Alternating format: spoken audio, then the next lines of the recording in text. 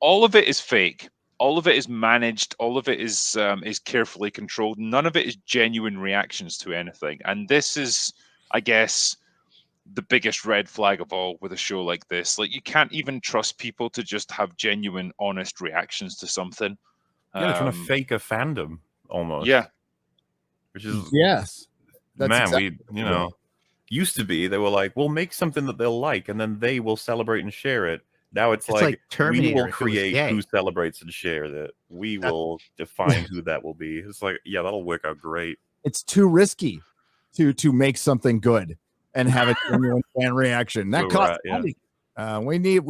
They spent billions on this. What's another 100,000, 200,000 to get some influencers who might have seen or heard of Lord of the Rings or looked at the book at a bookstore once?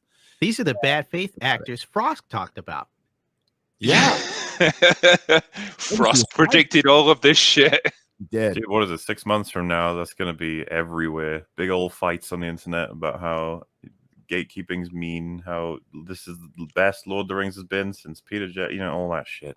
Oh, honestly, gatekeep everything for fucking ever. Like, have like a 6 month wait period before you can get into a fandom. You have to fucking prove yourself and earn it, because the infiltration of basically everything that used to be good and was organically grown to be like enjoyable because people genuinely liked it, it's absolutely pathetic now. And they destroy everything that they touch. Like you've said before, you could fucking fill reams of sheets of paper with the number of franchises that have just been sacrificed with this shit and just trodden under the boot of like remakes and identity politics and diversity and like updating it for a modern audience. And it's all fucking garbage. Like, nobody wants it, nobody likes it, but like all you get is these bad faith actors, and I mean actors in the literal sense, who pretend to like it so that they can push their fucking bullshit politics into whatever fandom it is. Oh yeah, they're the same people who loved Boba Fett a week ago, and now they're probably forgotten the show existed. They're moving on to the next thing. It's like, what happens now? Just waiting for the next thing. It's the wheel of, what is it, diversity or inclusion or whatever, where it's like people come into the fandom, they demand little changes, they start to push people out, everyone leaves, and then they're like, oh, go and create your own fandom. And then it's like, why can't we join your fandom again? And then it just keeps going round and round. It's a virus. That's all it is. Yeah, it's a virus that we need to like. I guess the only shining a light on it is working. I think this one is a bridge too far. They just messed with the wrong fandom, with a fandom that reads. This is a fandom that's fermented for like 60 years. Yeah, this has been stewing for a long time. I think you have that on top of all of the other events, right? Because like I think Game of Thrones having happened like so a while ago, and then Star Wars having been destroyed, Doctor Who having been destroyed, Star Trek being destroyed, maybe Lord of the Rings was just one step too far. The fans are like, you know what? We can see the writing on the wall. We don't want this to happen. If George Lucas had as precise, or even half as precise, or even a 16th as precise as Tolkien was with his lore, it'd be a different story. It's difficult to fight Star Wars when Disney gets rid of the EU and it sucks. You fans, you have all of my sympathy. But like, there's an attachment, Lord of the Rings fans, like hardcore or not, everybody likes Tolkien. Who doesn't like Tolkien? A guy who liked trees, like what's there to hate about this guy? He gave us a nice happy ending. It's a good story. It's lasted for decades.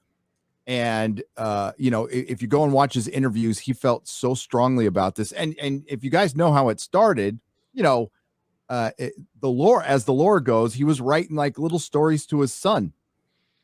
That's how a lot of this started. He had some of the lore out, I guess from childhood, but he wrote some of his initial work was done when he was in the trenches in World War I, and like he was behind the lines, he was kind of bored, and he started to write down like ideas for his Middle Earth and his mythology for England. That's what he described it as. Compare those two like the ways of writing, right? That with what the people who are writing it now Like this exactly is what I was going to bring up. Is like, this is a guy who fought in the Battle of the fucking Somme.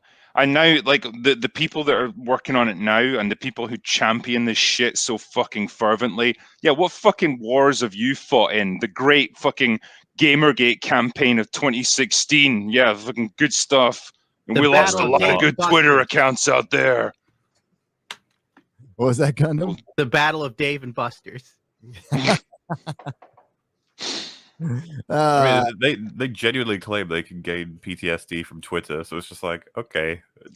I don't know. After Twitter today, I feel like I'm all messed up. It Yeah, is a terrible place to be. No It is a denying I that. saw someone post, if Black lives don't matter, Ukrainian lives don't matter. I was just falling Ugh. down a rabbit hole of retardation. This is an intersection of retardation. This is what we've seen here. Like, it's like a singularity. All the stupidity is getting sucked into one big vortex. Oh my God, you can't escape those. Yeah. There's I'm just nothing thinking about it, by the reassuring way. about that analogy.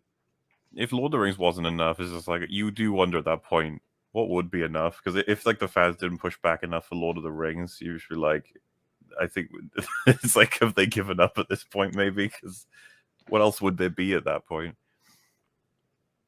So thank fuck we are like, there is a huge pushback, I guess is what I'm saying. yeah. Well, and it's been. I didn't expect it. That's been. I didn't a little. think that would happen either.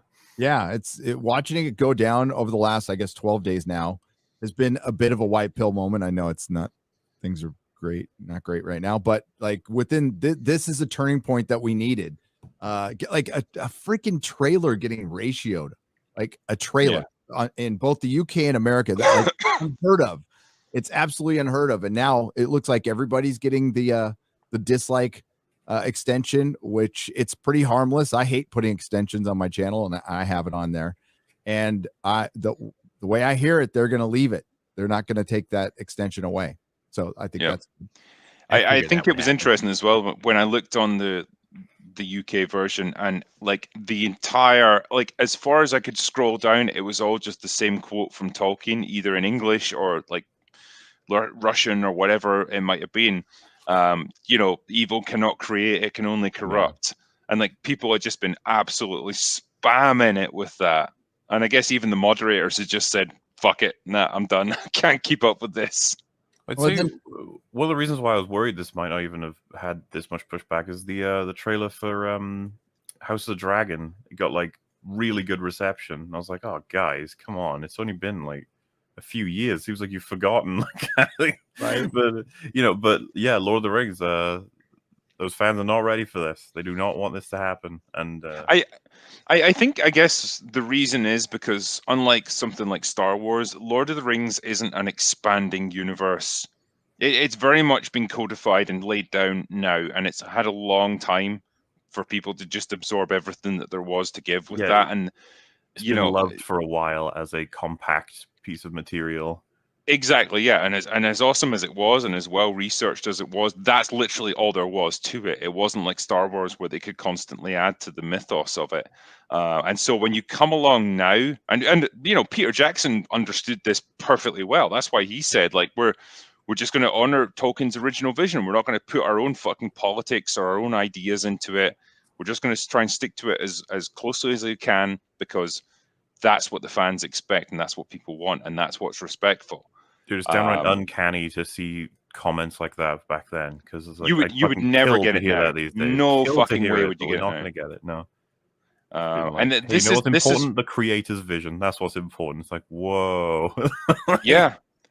This is what does my head in, is this idea that like Lord of the Rings has to be modernized to reflect the modern audience. Mm-hmm. It has to be for everyone. It's up to us to bring it into the present day. No, it fucking isn't. It was up to J.R.R. Tolkien to write it. He created it. It's one of the most beloved stories in the entire fantasy genre ever, because he did a really fucking good job of it. It's not up to you, you fucking retard, to try and put your own ridiculous stamp on it, and try and like put like a fucking mustache on the Mona Lisa. That's literally all you're doing here. You don't have the creative intelligence to be able to do something like that. And And yeah, that's why they're gonna buying do the it. IPs. It's a bunch of talentless fuckbags taking something someone else has done and then Yep. trying to improve upon it because they have great ideas. Just like when you have a woman over when you're editing the videos. You know what you should do in your video? This and this. Well, if you know, how about you do your own videos instead of mine? Sorry.